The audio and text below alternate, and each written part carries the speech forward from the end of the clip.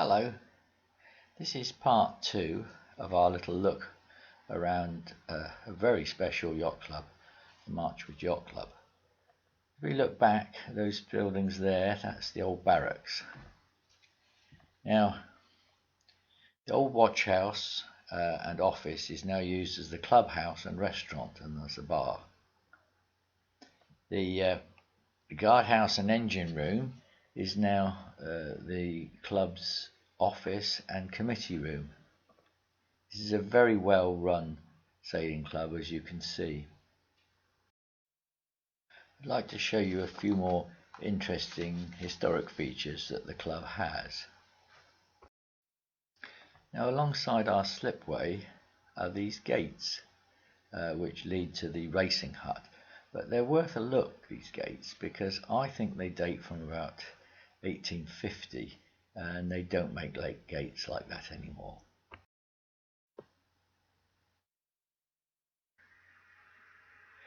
Now we will look along the public footpath that runs across the top of the slipway, and it's a very pleasant little walk around here. We go past the receiving room, or the inspection room as I like to call it, inspecting the gunpowder, and we come to the walls that mark the seaside perimeter of the magazine. Now if we look through this other gateway, we can see another blast wall, which tells us that those buildings in front of the blast wall was another magazine. Remember, there were 7 magazines altogether. Further along this wall, we actually come to some semaphore markings that have been scratched into the wall. I'm assuming that they were scratched in to remind the person that was doing the semaphore of some of the signals that they would receive. They were obviously sending messages across Southampton Water, which was a lot wider in those days. Now as we walk back towards the Marchwood Yacht Club, you can see our pontoons that stick out into the river. Here's just a little marking on a downpipe and a ventilation, rather decorative. It all reminds us of the age of this building, that Georgian window.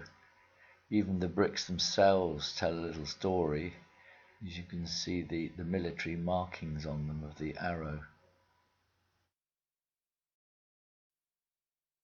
Now here is the starting hut, which looks across the starting line.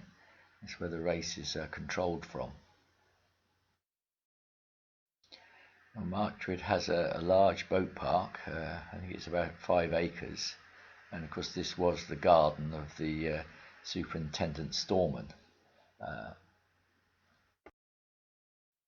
Marchwood Yacht Club is run by its members. It's very unusual. It doesn't employ anybody.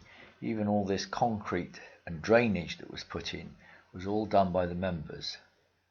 The members have a great deal of knowledge and skills, and they put them to work in looking after this sailing club and making it one of the best.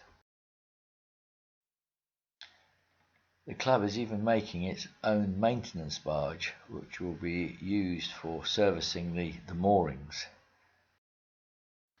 When the barge is in use, it will save the club having to hire a barge at £1,000 a day, and they can only hire it during winter months when it's not so easy to do the work.